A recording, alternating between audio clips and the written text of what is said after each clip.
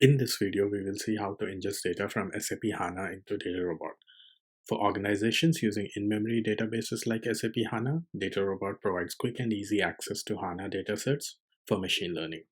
In order to ingest data from SAP HANA, we will be using JDBC connectivity, and we will need an SAP HANA endpoint. We can find the endpoint to SAP HANA Cloud under the SAP BTP Cockpit. Under Instance and Subscriptions, select the HANA Cloud instance.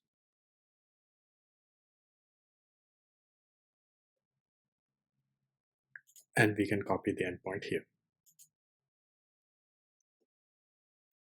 With the endpoint handy, let us now ingest data from HANA Cloud into DataRobot. Select Data Connections, add a new connection, SAP HANA,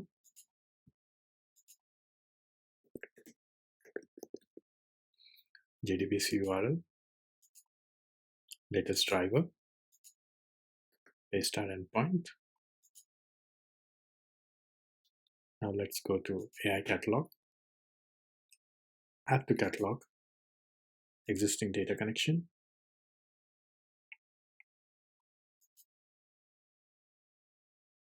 select the credentials,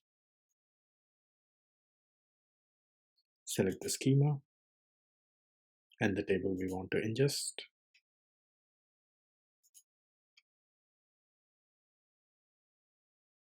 And proceed with registration. DataRobot is now connecting and pulling data from SAP HANA Cloud.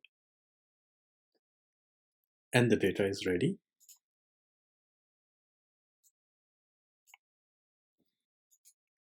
Let us see how to ingest data from SAP HANA Cloud into DataRobot using DataRobot API. First, we will connect to the DataRobot instance, initialize our SAP HANA URL, create our credentials, select the recommended driver, initialize the data connection, test the connection, write the query for the tables or views we want to pull in, and ingest data.